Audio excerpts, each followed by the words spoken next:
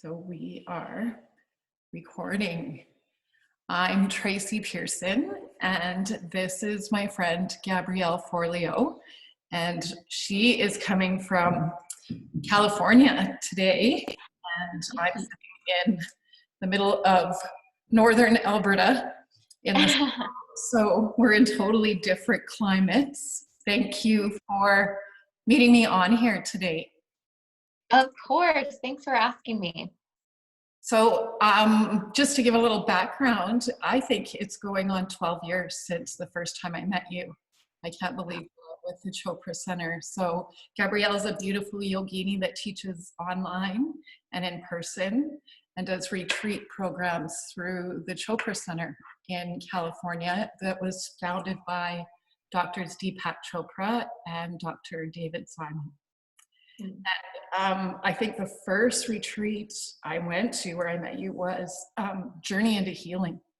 So it was in Colorado. So Wow. it feels like ages ago, but at the same time, like, you know, it was, yeah.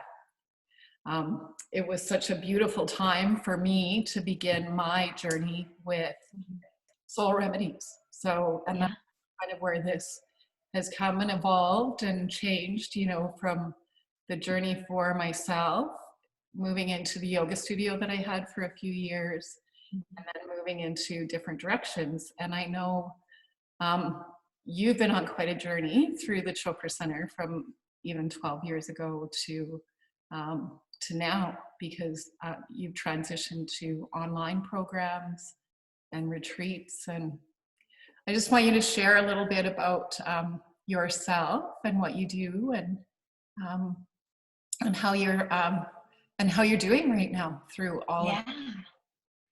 Yeah, no, and thank you. And I really do remember even like our first call, Tracy, and so it's just amazing how much transformation and change and growth can occur when we sort of like apply our focus in the areas of well-being. So I've so seen that in you and the thousands of other people who have come through with my work in the Chopra Center. And we do still have in-person retreats where I teach yoga and meditation and do some speaking, but obviously those things are on a pause right now, like a lot of other things sort of on a pause. So just opening up to the other possibilities that are available, like many of us. So trying to connect more and, share through this avenue of the digital realm, which we're so, blessed and grateful to have. But I've been, teaching and working at the Chopra Center for almost 15 years now. Like Tracy, I'm certified in yoga, meditation, and Ayurveda. And over the last couple of years got to create some of my own unique content and share lectures from the main stage and different retreats that we've had, which has been so good for like my personal evolution, but also I think really important, especially now in these times that we're in. I posted on my Instagram today, like, how am I doing right now? I feel like I'm taking an exam in the class called spiritual things, I once said. Right. It's like an opportunity to really be like, do I actually believe these things like the universe will provide, I'm safe and secure, I will be supported, our darkest hour can be our finest hour. I've said a lot of these things over the years, and now is the opportunity to where really like the metal meets the road in terms of, okay, we're tested, it's scary, and there are opportunities available to really help us through that, so that we can not only survive but thrive despite what's occurring in our external circumstances, which in my opinion is the root of the spiritual path.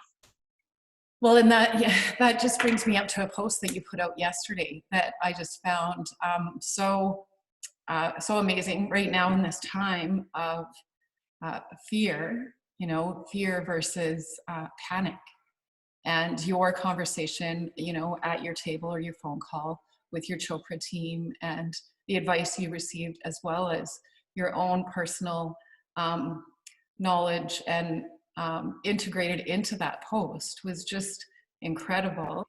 And I'd like you to just maybe explain a little bit more about that post. You know, I can share the link after so people can Yeah. more, but you know, the fear versus the panic and stress, and the differences there. Yeah, sure. And this, really roots back right into all of our teachings, Tracy, with like meditation that we've received, through, Deepak and David Simon, who are doctors, right? And so our meditation lineage is rooted in science, in medical science, and then also these spiritual philosophical principles through Vedanta. And so really the response mechanisms that we have in our body when things occur in our lives, like the most primal response to anything that happens in your life is the biological response of fear. Right? It is rooted deep within our DNA. It is really the essence of who we are as human beings, and dates back to the most primal parts of our brain when we were literally trying to survive, out there in the caves. And it is a response mechanism that you can't control and you can't think your way out of when your security and when your survival needs, your financial needs are threatened. The natural response of the body is one of fear. And that's okay.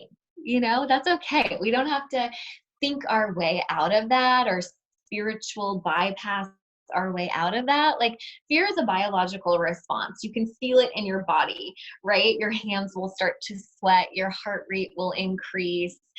This is what happens when something in our outside external circumstances causes us to be threatened. It's not a thinking, right? It's a biological response of the body.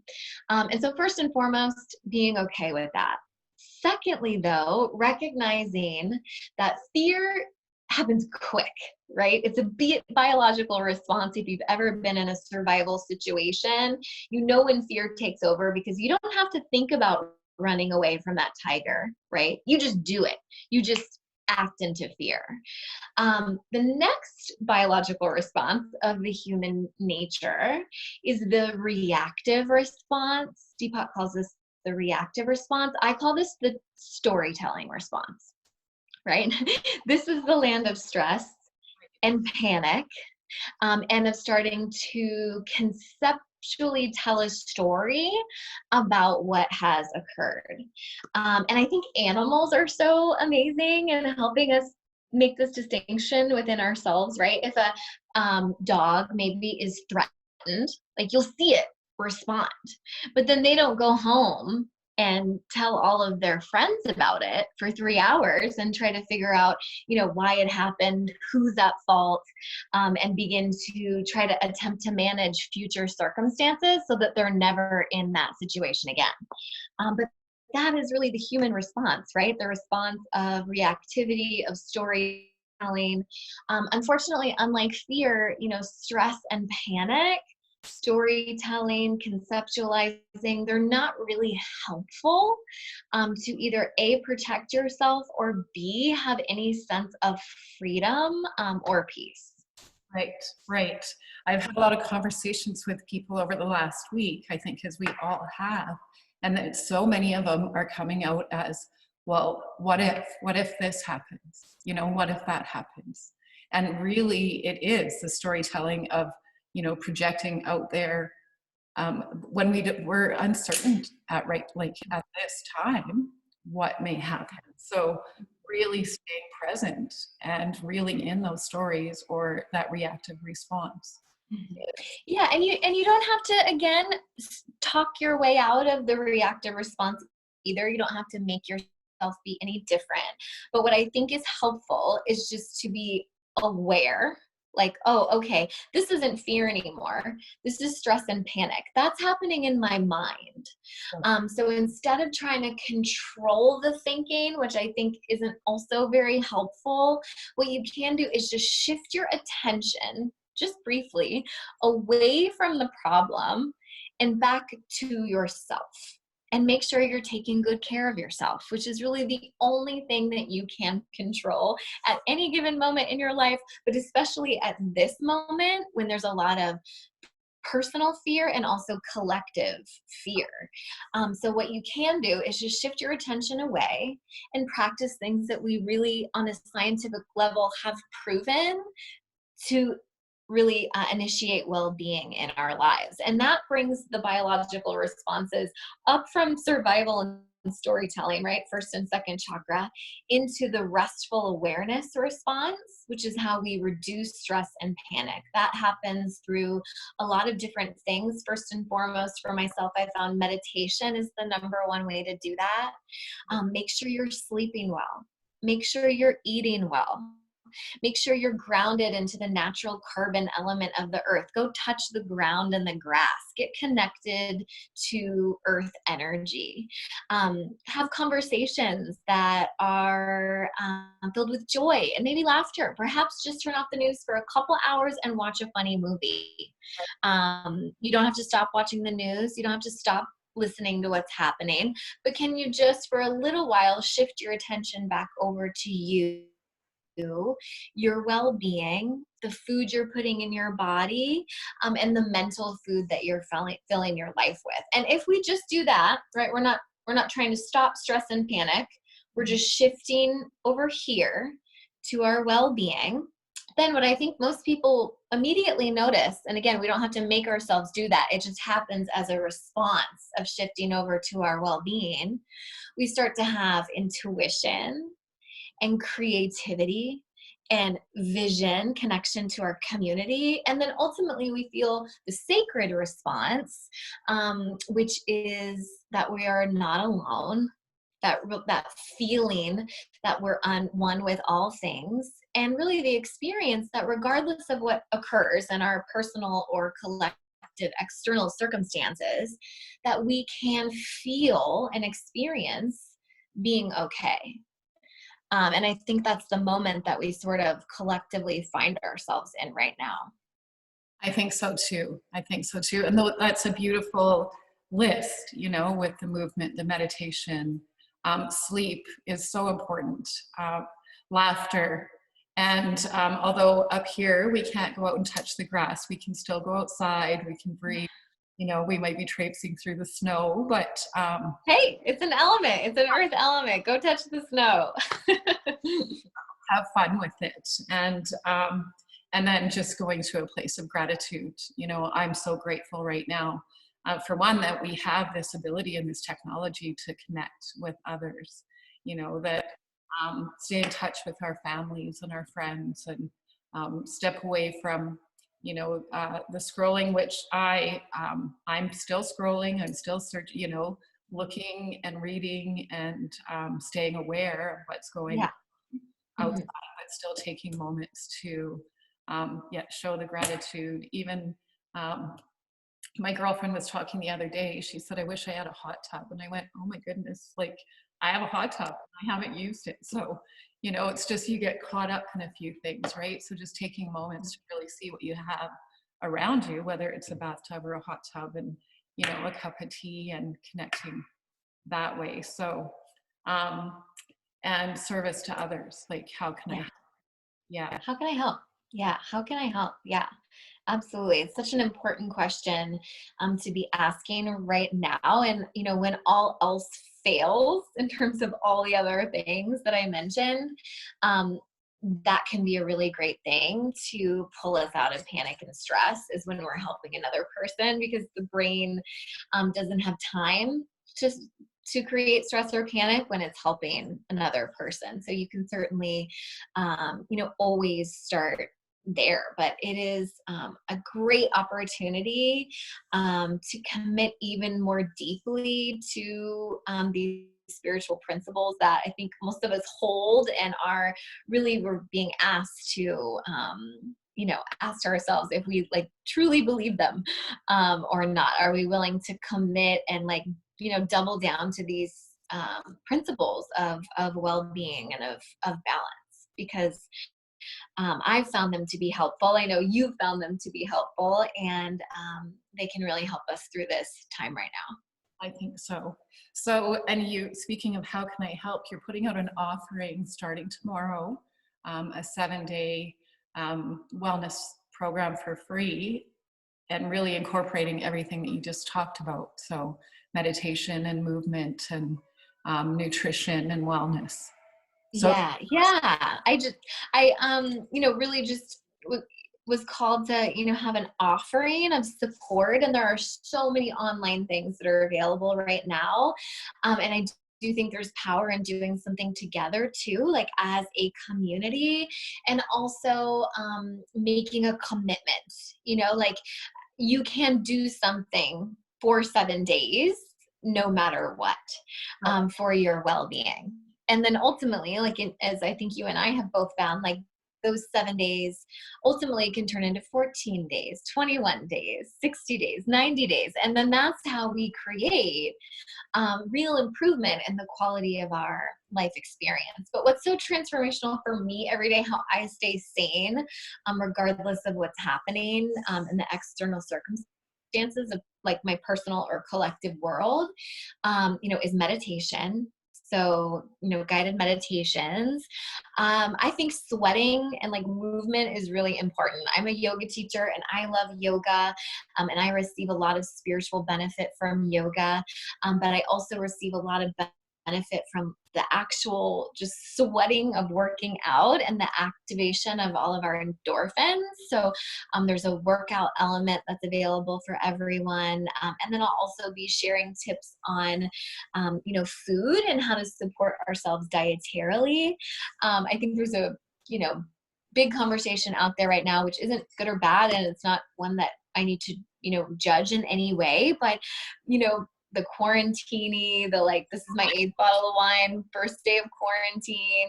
And those things are funny and I laugh, but as my dad is an integrative, physician, like he reminds me all the time that like, that is actually the least helpful thing that we can do to support our immune systems, which literally is the best thing you have going for you right now as a human, is that you have a natural healing immune system, and it won't protect you from getting the coronavirus, but it can help you through that process, so that you can stay well even after that. So what we can do is fill our bodies with green foods, good healthy foods that don't come out of a box or a can, or as long as is possible. We can commit to really keeping ourselves well, from the inside out using our nutrition. right, right. Well, I will post links below the video where they can follow along and send you an email. So is that correct? They'll connect with you through email or on your page to sign up for your program? Yeah, just find me on Facebook or Instagram. Instagram, Yogini Gabrielle. Facebook is my first and last name, Gabrielle Forleo. And you can, find me there. And, the idea is to just share and just feel a little bit better, each day. And as much time as we spend on the worst case scenario, I'm committing to you right now, Tracy, as much time as I spend on the worst case scenario, which is okay, I'll also commit to spending that same amount of time on the absolute best case scenario that's possible for myself as a person and for us as a collective. Yes, and I'm committing to you too. I signed up yesterday, as you know, for the 7 days. So tomorrow morning, I'm committing to the 7 days and following along with you. And I hope a lot more join together with us and do this for ourselves. So I love it. so Yeah, for ourselves. And then the natural ripple that happens as a result of that. Exactly. So it was great to talk to you and see you in person, talking to you. Well, not in person, but close enough.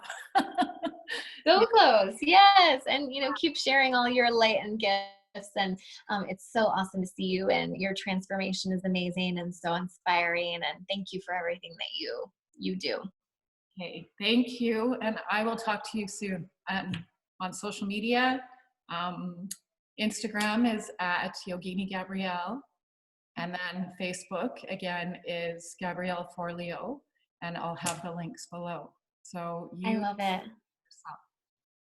Thanks, Tracy. Thanks, guys.